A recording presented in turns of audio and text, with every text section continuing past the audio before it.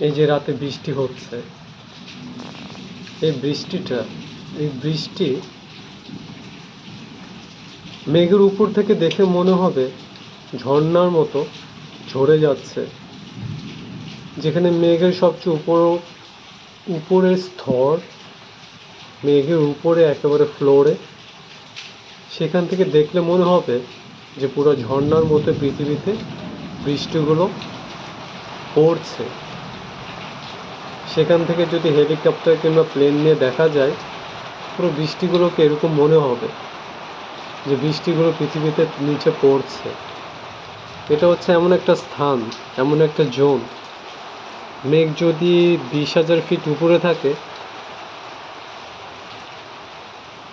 তো 22,000 fit enough এটা দেখার জন্যে, কিংবা 21,000 ফিট, 20,000 10 ফিট এনাফ। এমন একটা দৃশ্য কিংবা এমন একটা জোন, এমন একটা অবস্থান এই আকাশে। ভাবতে অবাক মনে হচ্ছে। হ্যাঁ, অবাক। এমন একটা জায়গা যেখান থেকে বৃষ্টি সাধারণত আমরা নিচ থেকে উপরের দিকে তাকাই সর্বক্ষণ। বৃষ্টির জায়গা ওটাই, যেটা নিচ থেকে উপরের দিকে তাকানো হয়, উপর থেকে বৃষ্টি নিচে পড়ে। কিন্তু সেই বৃষ্টিটা আমরা ওই জোন থেকে দেখব নিচে পড়তে। এমন একটা জোন,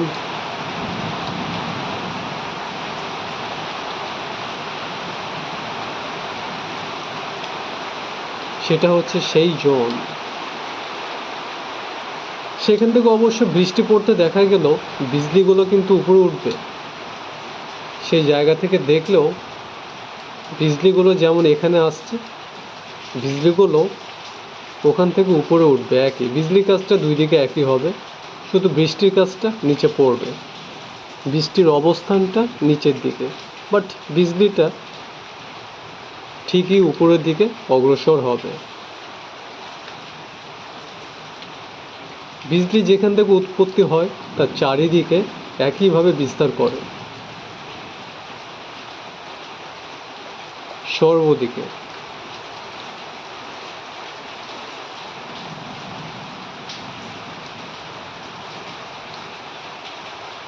এটা হচ্ছে বিজলি, যেটা কালোর পরে বিজলিতে যে আলোতে নেভি ব্লু টাইপের কালার হয়ে থাকে আকাশে। সব কিছু একই অবস্থান,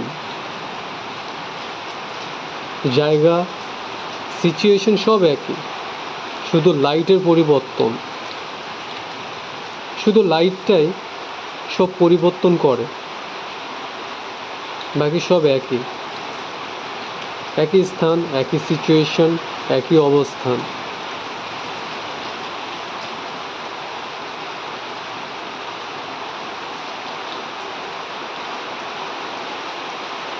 বাকিটা থাকে সময়ের সাথে। যেমনটা সূর্য পরিবর্তনশীল, ঠিক রাতটাও একই পরিবর্তনশীল। দিন যেমন সূর্যের আলো পরিবর্তন ঘটে প্রতি ঘন্টাতে, রাতেরও একই পরিবর্তন ঘটে সেম ঘন্টাতে। দিনের পরিবর্তন, রাতের পরিবর্তন, দুইটা একই। দিন সূর্যের আলো ওইদিকে আলোকিত যেভাবে পরিবর্তন ঘটছে, ঠিক অপর সাইডে রাতটাও একইভাবে কালো ঘুটঘুটে অন্ধকারটাও একই পরিবর্তন ঘটছে, যেটা ঘন্টা, মিনিট, সেকেন্ড অনুযায়ী। শুধু এখানে আলোকৃত দিনের বেলা, রাতের বেলা সেই অন্ধকার, বাকি একই পরিবর্তন। ঘড়ির কাঁটার সাথে একই, শুধু ছায়াটা দিনের বেলা দেখা যায়, বোঝা যায়, ফিল করা যায় আলোতে। কিন্তু রাতের বেলা অন্ধকারে এমন কোনো ছায়া কিংবা এমন কোনো আলো দেয় না যেটা আমরা বুঝতে পারবো তার পরিবর্তন। কিন্তু সে পরিবর্তনশীল, একেবারে চুম্বকের এই মেরু ওই মেরু, দুইটা ভার্সেস। একেবারে আলো যদি রাইটের দিকে, 1 ইঞ্চি কিংবা 1 গজও কিংবা 1 মাইল অগ্রসর হয়, অন্ধকারকেও সেম একই 1 গজ কিংবা 1 মাইল কিংবা 100 মাইলও তাকে একই সেম টু সেম তার চেঞ্জ এবং পরিবর্তন হতে হবে।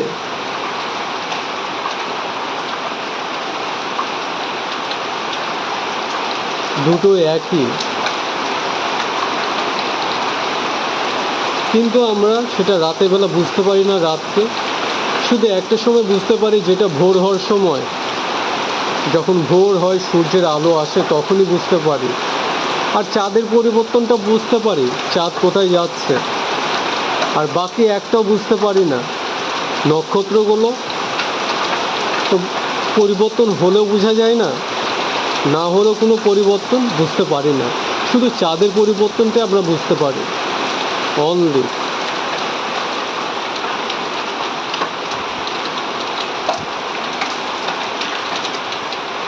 এইভাবে পৃথিবীতে 24 আওয়ারের মধ্যে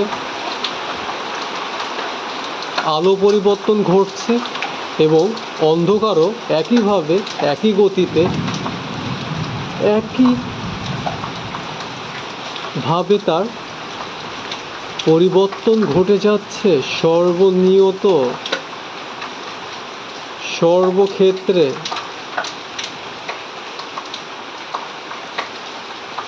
ভাবতেই অবাক লাগে, যেটা কখনো আমরা এইভাবে ভেবে দেখিনি কিংবা এই দৃষ্টিতে আমরা দেখিনি। পরীক্ষাও হয়তো বা করিনি।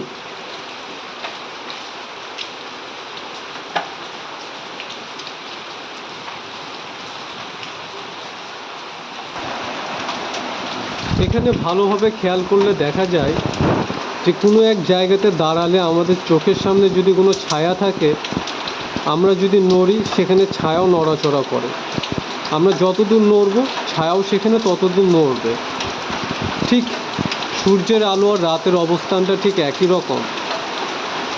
আবার পৃথিবীর কোনো কোনো দেশে, এই দেশে এখন রাত হয়ে আছে, ঠিক এই দেশের বিপরীত দেশে যেখানে সূর্যের আলো পড়ছে, ওখানে কিন্তু দিন হয়ে আছে। আবার ওখানে দিনের সংখ্যা কমে যাচ্ছে, এখানেও রাতের সংখ্যা বাড়তে থাকছে। ঠিক একইভাবে অপোজিট সাইডে, যেখানে আলোতে আলো হচ্ছে সেখানে রাত কমে যাচ্ছে, ওখানে আলো বেড়ে যাচ্ছে। আর অপোজিট সাইডে ছায়ার পরিমাণটা ততখানি, যতখানি আলোতে পড়ে আলো হলো, ততখানি অপোজিট সাইডে অন্ধকারটা ততটাই বেড়ে যাচ্ছে। একেবারে সেম, হুবহু।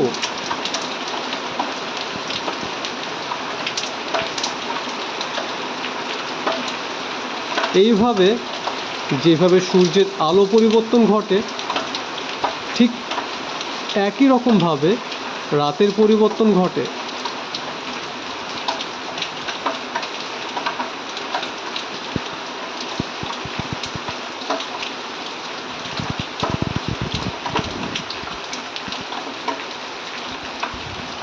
সূর্যের আলো না থাকলে তার অপোজিট অংশটাই, অন্য অংশগুলোই রাতের অংশ।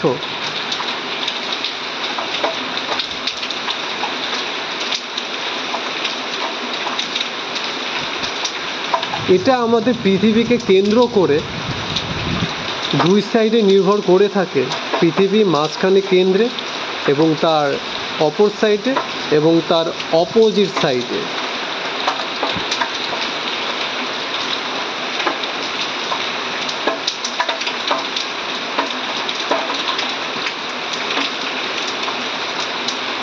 ঠিক আমরা এইভাবে যদি একটু ভালো করে খেয়াল করে দেখি, তাহলে বুঝতে পারবো।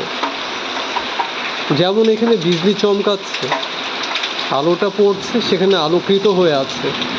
আলোটা চলে গেলেই অন্ধকার হয়ে আছে।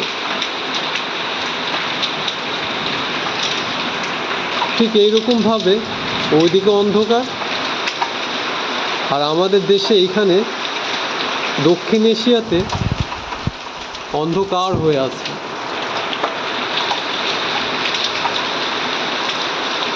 আর যেখানে সূর্যের আলো এইভাবে বিজলির মতো পড়ছে, ঠিক সেই জায়গাতে আলোকিত হয়ে আছে পৃথিবীর অপোজিট সাইডে।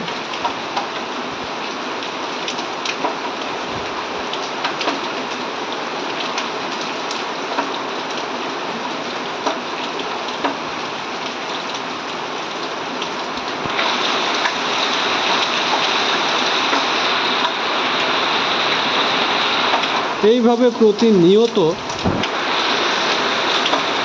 সূর্যের আলো এবং আলো দিনের এবং রাতের পরিবর্তন ঘটে যাচ্ছে। একইভাবে প্রতি ঘন্টা, প্রতি সেকেন্ড, প্রতি ন্যানো সেকেন্ড তাদের গতি অনুযায়ী ঘটে যাচ্ছে দুটোরই